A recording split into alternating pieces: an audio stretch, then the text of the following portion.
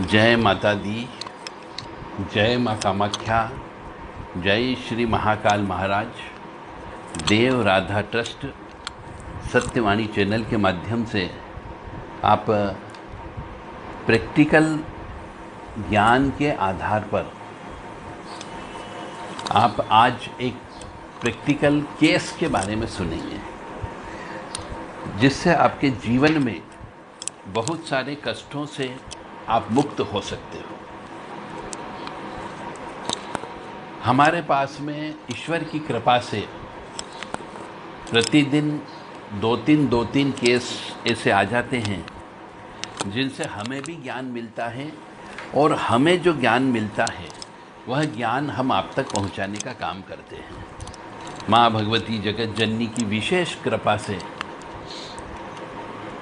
जो ज्ञान प्राप्त होता है उसका संकलन करके हम आम व्यक्तियों तक, मतलब वो ज्ञान हमारे मरने के बाद हमारे साथ ही जल न जाए, दफन न हो जाए, इसलिए हम उस ज्ञान को संकलित करके, इकट्ठा करके किताब के फॉर्मेट में बना करके आपको देने का प्रयास करते हैं।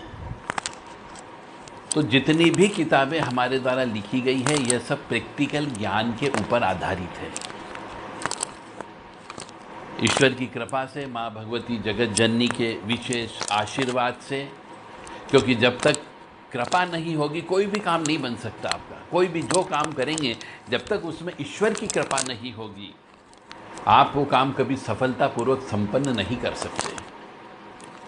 तो मैं तो यही कहता हूँ कि सब भगवती करा रही है, और देव राधा ट्रस्ट के माध्यम से, सत्यवाणी चैनल के माध्यम से आप तक उन किताबों को पहुंचाने का प्रयास हम कर रहे हैं।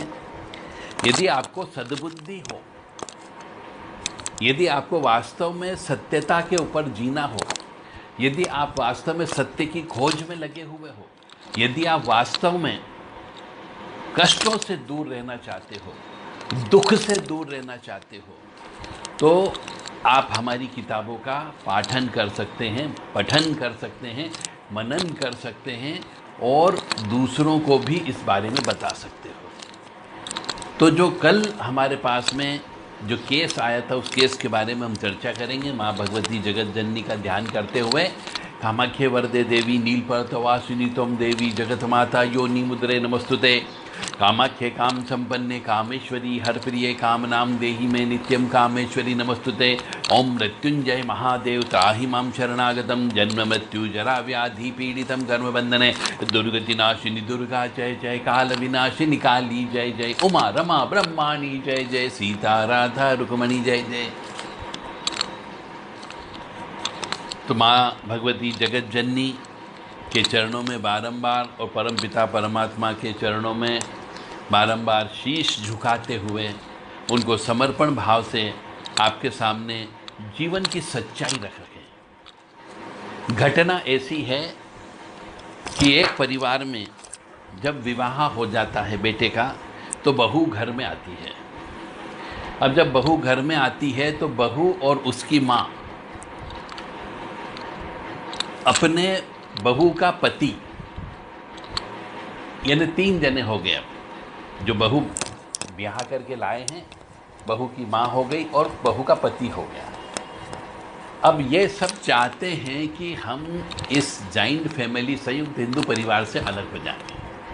बहू आने के 2-3 महीने के बाद ही तंत्र मंत्र काला जादू करना प्रारंभ कर देती है। जब भी वो अपने मायके जाती है, अपनी माँ से मिलती है, वह जब भी वहाँ से आती है तो भभूत लेकर के आती है। जब उसकी पेटी चेक की गई, उसका ब्रीफकेस चेक किया गया, तो उसमें से भभूत निकली।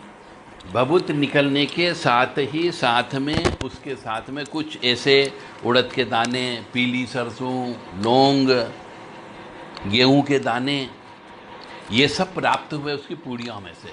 तो उससे पूछा गया कि ये क्या चीज़ है, तो उसका वो जवाब नहीं दे पाई कि बस ये ऐसे ही रख रखे हैं, माँ ने दिया सुरक्षा के लिए, ये बोल करके उसने उस बात को टाल दिया। परंतु उसने उस घर में आने के बाद में, जब जब भी वो अपने मायके से वापस आती थी ससुराल, अपने ससुराल वालों को, चूँकि खाना पीना खुद बनाती थी, तो उस खाने पीने में मिला मिला करके उनको खिलाना प्रारंभ कर दिया।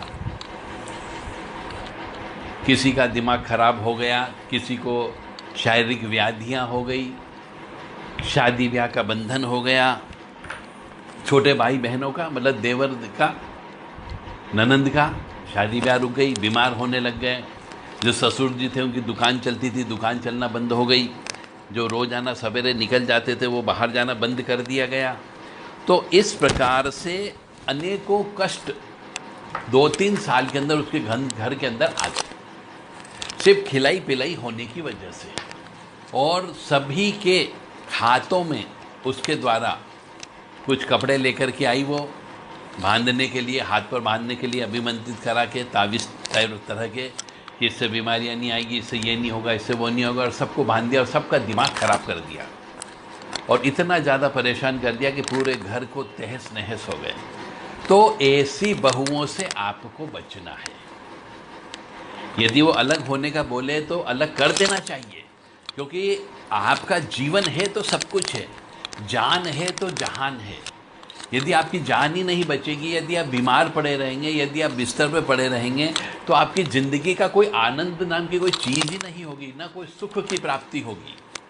तो आपसे विनम्र निवेदन है कि यदि घर के अंदर ऐसी कोई कुलक्षणी स्त्री ब्याह करके आप लेकर के आ जाते हो और यदि वो तंत्र मंत्र में इन्वॉल्वमेंट है, आपको ऐसा आभास होता है और कुछ प्रूफ भी मिल जाते हैं, तो 100% आप उसको अपने घर से अलग कर दीजिए। अन्यथा आपका और आपका परिवार पूरा तहस नहस हो सकता है, दरिद्रा में जा सकता है, निरोगी नहीं रह सकता है, रोगिणी हो जाएगा और दिमाग खराब हो जाएगा, शादी ब्याह रुक जाती है, प्रगति रुक जाती है और धीरे धीरे आप गर्त में चले जाते हो। और जब भी विवाह करें, विवाह करने के पहले पत्रिका अवश्य देख लें और किसी भी ब्राह्मण से जो ज्योतिषी उससे पूछ ले कि अष्टम भाव में कोई ग्रह तो नहीं बैठा है, क्योंकि अष्टम भाव में ग्रह बैठा हुआ होता है तो उसके ऊपर तांत्रिक क्रिया उस स्त्री के द्वारा कराई जाने की संभावना बहुत ज़्यादा होती है।